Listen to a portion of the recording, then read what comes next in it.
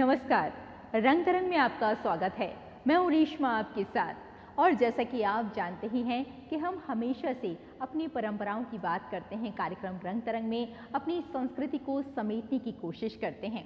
वैसे भी आपने अक्सर महसूस किया होगा कि अपने मन की बात को कहने के लिए कभी हम चित्रों का सहारा लेते हैं, कभी हम संगीत का सहारा लेते हैं, कभी हम नृत्य का सहारा लेते हैं। यानी ये सभी कलाएं हमारी परंपरा से जुड़ी हैं, हमारी संस्कृति से जुड़ी हैं। तो चलिए आज भी इसी संस्कृति और इसी परंपरा को समेटने की कोशिश करते हैं कार्यक्रम रंग तरंग में। मेरे दिल की दास्तां सुनो तो सही, यकीन करो न करो, मेहरबान सुनो तो सही। जी हाँ, हमारे आसपास कई सारी दास्तानें, कई सारी कहानियाँ होती हैं, लेकिन हम उन्हें समझ नहीं पाते।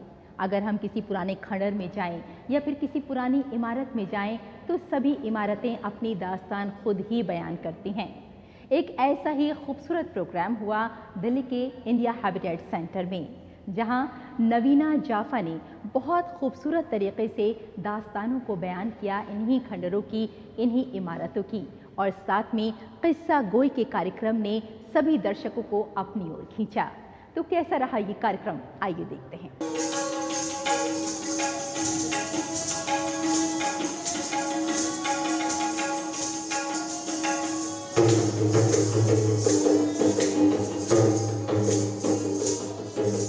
कहते हैं कि कोई ऐतिहासिक इमारत हो या फिर कोई खंडर हो, अपनी दास्तान को खुद ही सुनाते हैं।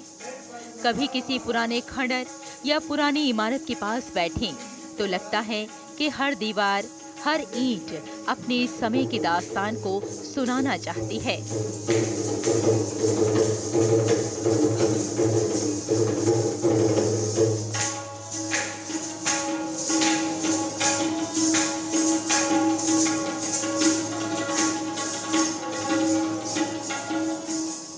हर वो किस्सा बयान करना चाहती है जिसमें उसने न जाने कितने उतार चढ़ाव को देखा है। और ऐसी ही दास्तानें और कहानियां जब नृत्य के माध्यम से कही जाएं तो बात आकर्षित हो जाती है।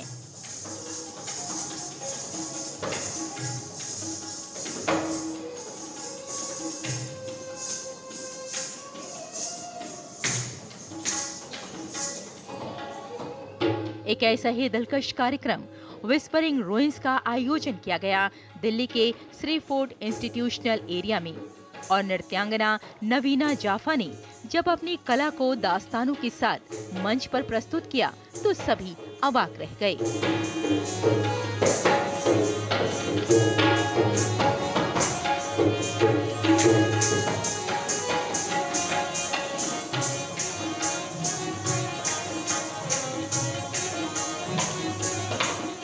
इतिहास केवल राजाओं का नहीं होता है, इतिहास लोगों का भी होता है। और आज लता जी की कविता पर एक अरुण दास ने एक फिल्म बनाई और मुझे आमंत्रित किया कि आप ये फुसफुसाती हुई विरासत की दीवारें हैं, इसके ऊपर आप नृत्य करिए। तो एक लोक कथा है जहाँ पर बारात है, वो जा रही थी एक बार जंगल में और एक संत थे वहाँ पर और एक डाकू आ गया और वो पीछा करा उसने बारात को और बारात डर के और आश्रम में गई और उस संत ने अपने प्याले में बारात को छुपा दिया और बारात को दीवार में गाड़ दिया। तो 11:30 बजे सुनते हैं कि नगाड़े बजते हैं, यूपी के लोकगीत, और पूरी बारात को निकालती हूँ उन दीवारों से और फिर बारात लौट जाती है।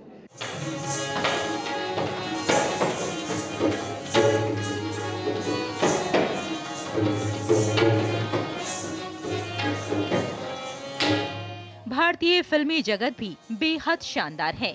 इसकी भी अपनी कहानियां और इतिहास है। फिल्म जगत से लता भसीन भी अपने फिल्म के माध्यम से मन की भाषा को व्यक्त कर रही थीं।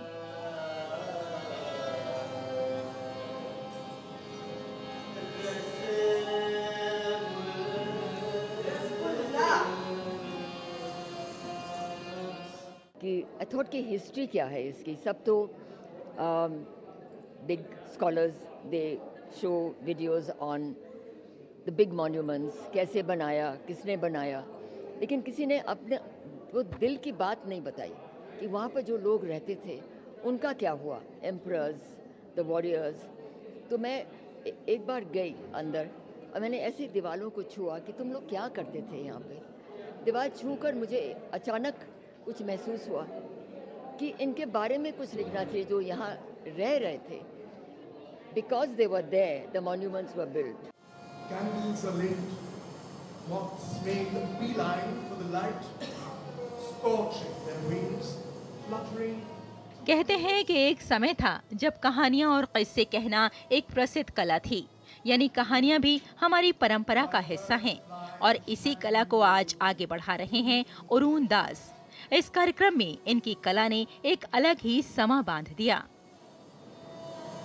The guards are changing now, relieved of their duties. While the night watchman keeps vigil, the jinns in the walls turn into celestial beauty. पर किस्सा कहने की, स्टोरी टेलिंग की तो डेफिनेटली है, और ये सवाल उठता है मन में कि आज की तारीख में हम क्या किस्सा चुनते हैं अपने आप को, अपने बच्चों को, अपने पड़ोसियों को सुनाने, और उसके बावजूद अपने आप को देखने पहचानने के लिए। तो इसी के ऊपर ये पूरी शाम आधारित है।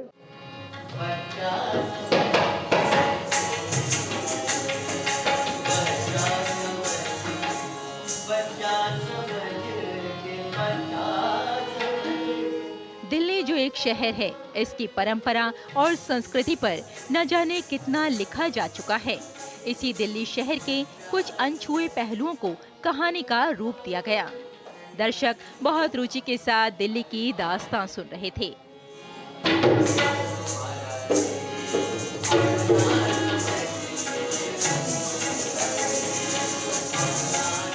जो प्रस्तुति थी यहाँ पे वो बहुत ही खूबसूरत थी, और उसके ज़रिए से जो दिल्ली की हिस्ट्री है, उसका इतिहास है, उसमें जो कहानियाँ उस समय पे होती थी, वो उसको बहुत ही अच्छी तरह से हमारे ऑडियंस के सामने लेके आए हैं।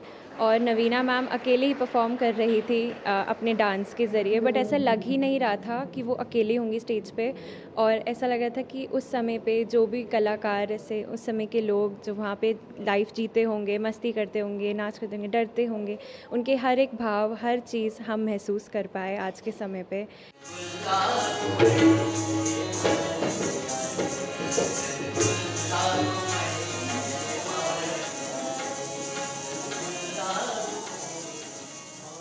वाकई फिल्मों की बात की जाए, अपनी कलाओं की बात की जाए, अपनी संस्कृति की बात की जाए, अपनी परंपरा की बात की जाए, सभी बेहद आकर्षक और समृद्ध हैं। अनछुए पहलुओं को कहानी का रूप दे दिया गया। रेशमा की रिपोर्ट, रंग तरंग के लिए।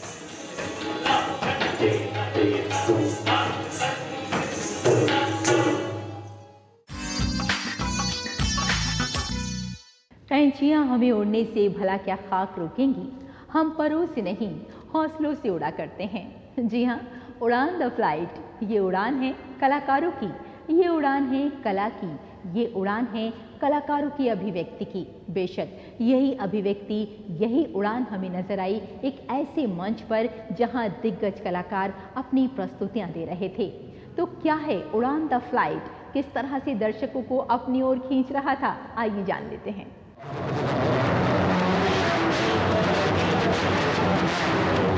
विख्यात नृत्यांगना नवीना जाफा ने दिल्ली में प्रस्तुत की अद्भुत रचना उड़ान द फ्लाइट।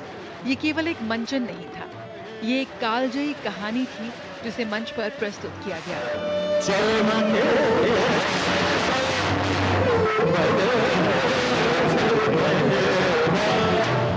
रामपुर के नवाब हामिद अली खान के दरबार में कथक की विरासत, अपना अनोखा इतिहास और अंदाज के साथ इस प्रस्तुति में नजाकत, बगावत और लय की दास्तानों को पिरोया गया।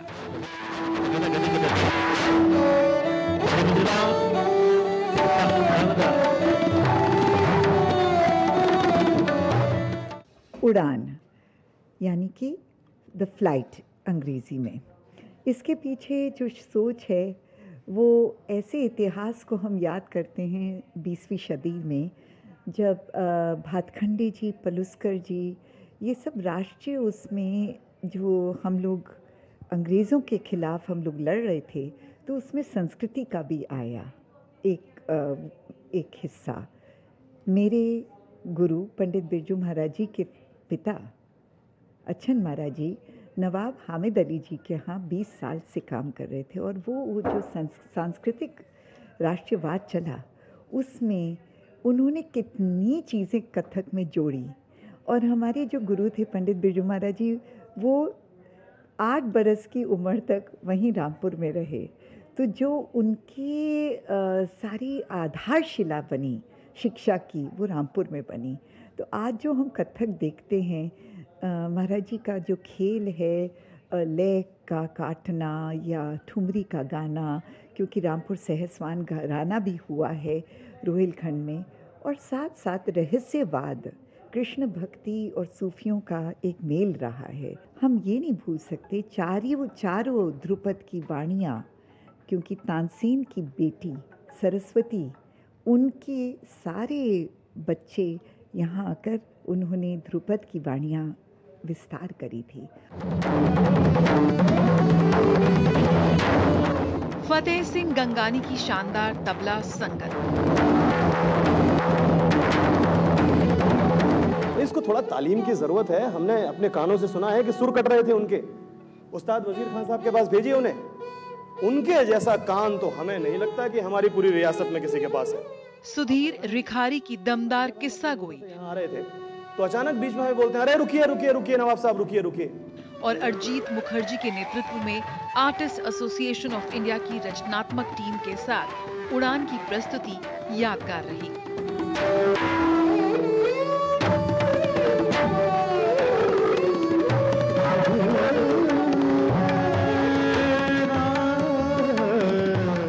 और आज ये जो उड़ान का प्रोग्राम है, एक नया कॉन्सेप्ट है। इसमें रामपुर दरबार के दरबार में कथक के महान सम्राट पंडित अच्छन महाराज जी के बारे में चर्चा है। कथक को हमेशा ही कथक के घरानों के परिप्रेक्ष्य में देखा गया है, चाहे वो लखनऊ हो, चाहे वो जयपुर हो, या बाद में बनारस घराना हो। पर कथक जो पंडित बिरजू महाराज या जो पंडित अच्छन महाराज जी वगैरह, ये जो सब थे, ये जो एक रामपुर का एक जो रोल रहा है कथक में, तो वो आज दिखाया गया डॉक्टर नवीना जाफा जी द्वारा।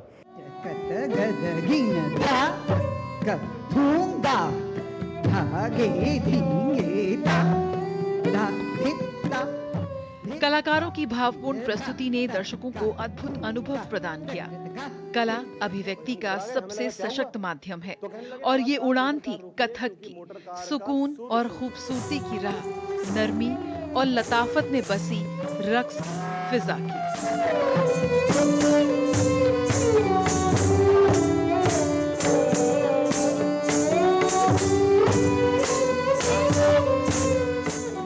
रंग तरंग, टीवी न्यूज़।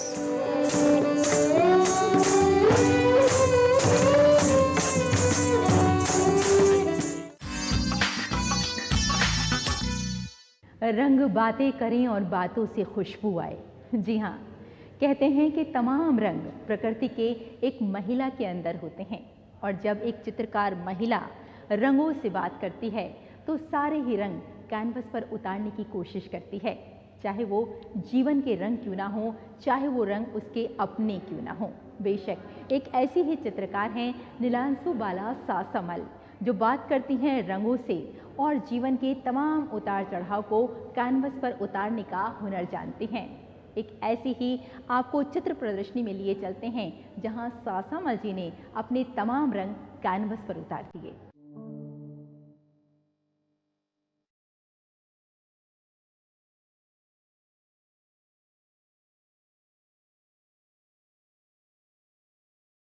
रंग और लकीरें हमारे जीवन के कई पहलुओं को उजागर करते हैं, और जब कोई महिला चित्रकार इन रंगों और लकीरों को कैनवस पर उतारती है तो ये कला और ज्यादा आकर्षित हो जाती है। एक महिला चित्रकार अपनी कला के माध्यम से महिलाओं के अस्तित्व का खोज कर रही थी। इस सुंदर प्रदर्शनी का आयोजन किया गया दिल्ली के इंडिया इंटरनेशनल सेंटर में। इस प्रदर्शनी में अपनी कला के साथ ही नीलांशु बाला सासमल,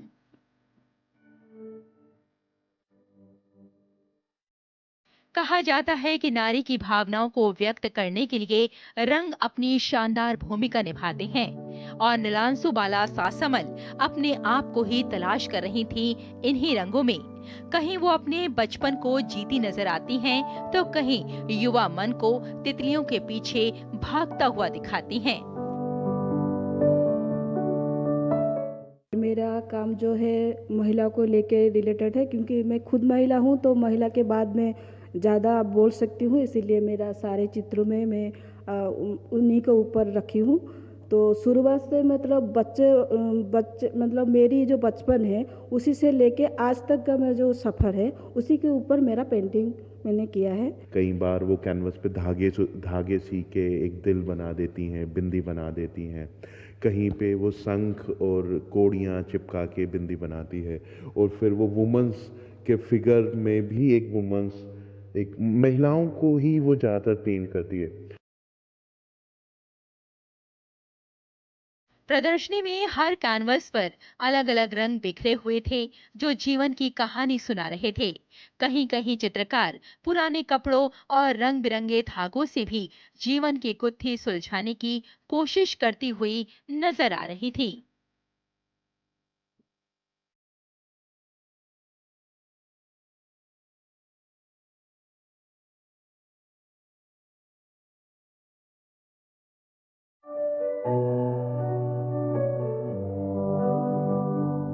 कोमल है, कमजोर नहीं, शक्ति का नाम ही नारी है।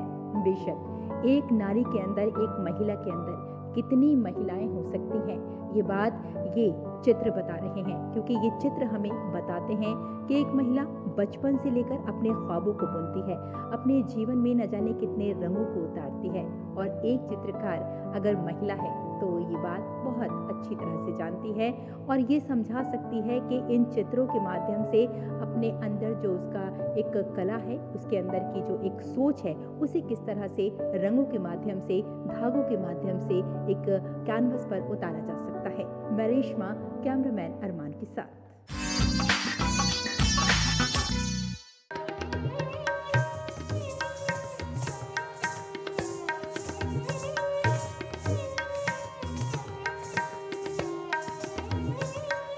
नृत्य का इतिहास मानव इतिहास जितना ही पुराना है।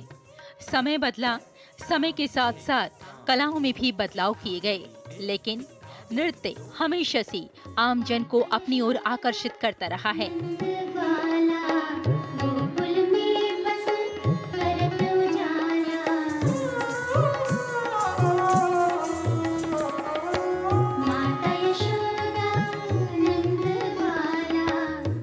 एक ऐसा ही सुंदर कार्यक्रम आयोजित हुआ दिल्ली के श्री राम सेंटर में, जहां सभी को ये कार्यक्रम अपनी ओर खींच रहा था।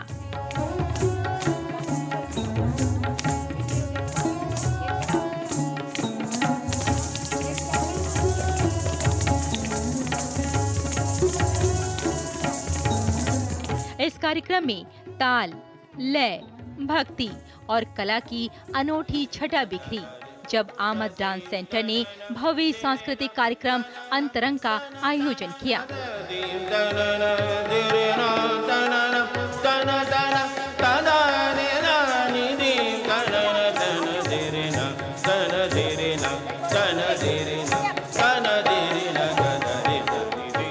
इस कार्यक्रम में ताल, लय, भक्ति और कला की अनूठी छटा बिखरी जब आमद डांस सेंटर ने भव्य सांस्कृतिक कार्यक्रम अंतरंग का आयोजन किया। मंच पर कई कलाकारों ने अपनी कला को प्रदर्शित किया।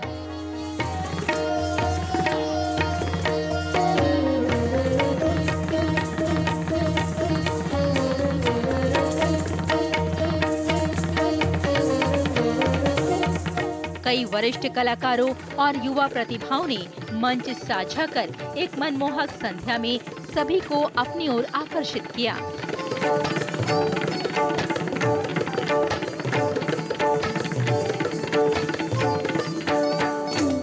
हम सब लोग सेलिब्रेट कर रहे हैं वर्ल्ड डांस डे, और नाच तो सबसे ज़्यादा सुंदर अभिव्यक्ति की भाषा है, जिससे हम अपनी खुशी हर चीज़ को जाहिर करते हैं। और हर इंसान, हर नेचर हमारी नज़र में जो पूरी सृष्टि है वो नृत्य करती है, और उसी का हमें आज हिस्सा बनने में बहुत खुशी हो रही है। कर डालो हर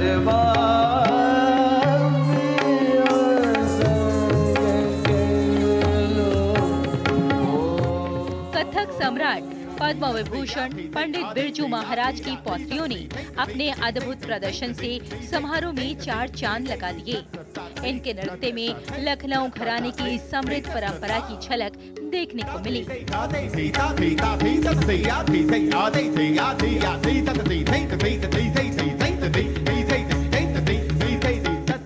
वर्ल्ड डांस डे के सुंदर उपलक्ष्य पर हम अपनी प्रस्तुति देंगे। कुछ ताल पक्ष और कुछ लक्षण गीत में भाव हम करेंगे, जो कि हमने सीखा हमारे गुरुओं से, मेरे पिताजी पंडित दीपक महाराज जी से, मेरी बुआ विदुषी ममता महाराज जी से, और लिखा गया है दादा द्वारा। शुरुआत में ताल पक्ष, जो कि एक टेक्निकल रिकॉर्डिंग है जिसमें हम अलग अलग कथक के एस्पेक्ट्स दिखाएंगे।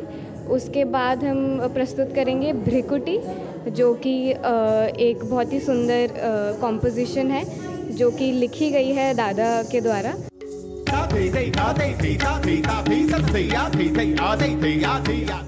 इस कार्यक्रम की शुरुआत युवा प्रतिभा के साथ की गई, जिसमें बाल कलाकारों ने दिव्य स्त्री ऊर्जा का सजीव चित्रण किया।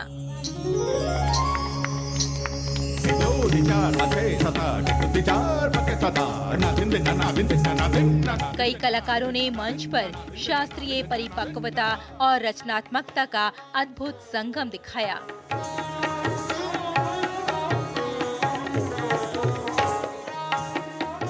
अंतरंग केवल नृत्य का उत्सव ही नहीं था, बल्कि परंपरा, नवाचार और कला की अमर भावना को समर्पित एक भावपूर्ण यात्रा थी।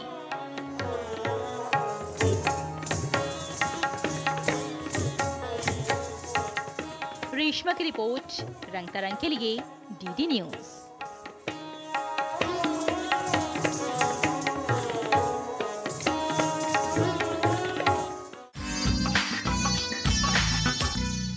दोस्तों, भारत की संस्कृति, इसकी सभ्यता बेहद समृद्ध है, और अगर हम इसकी कलाओं की बात करें तो बात बेहद रोचक हो जाती है, क्योंकि इन्हीं सभ्यता के साथ हमारी कलाएं जुड़ी होती हैं। जब हम बात करते हैं बिहार राज्य की, तो वहाँ की जो चित्रकारी है, यानी मधुबनी पेंटिंग है, वो अपने आप में बेहद ख़ास हो जाती है।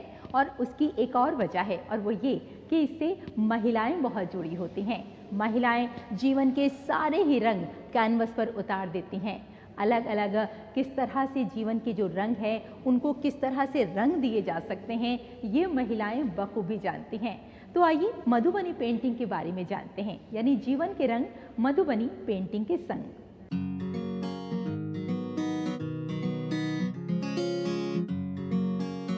भारत का इतिहास बेहद समृद्ध और कलाओं से परिपूर्ण है।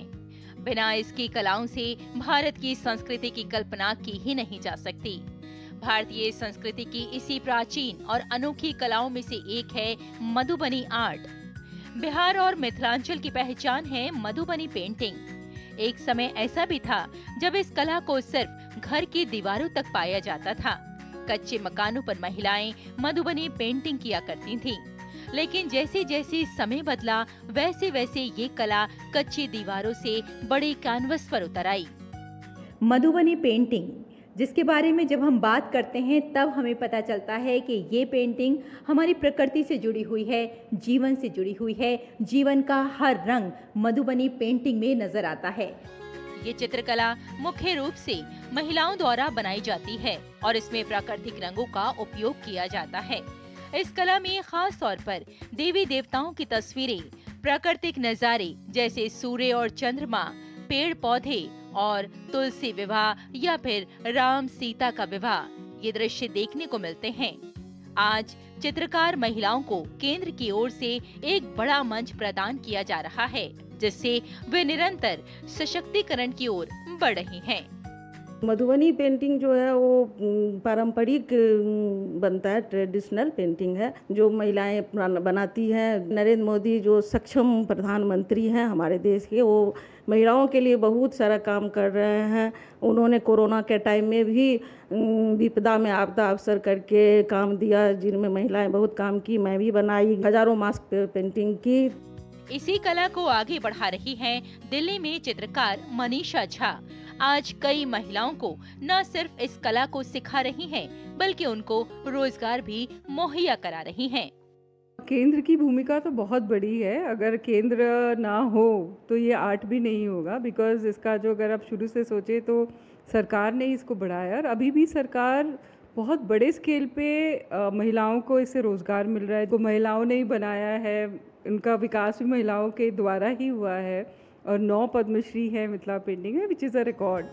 प्रधानमंत्री नरेंद्र मोदी ने मधुबनी पेंटिंग के लिए शिक्षा और प्रशिक्षण के अलावा कई कार्यक्रम शुरू किए हैं, जिससे इस कला की जहां लोकप्रियता बढ़ रही है, वहीं कलाकारों को अपनी कला को विश्व स्तर पर प्रदर्शित करने का अवसर भी मिल रहा है।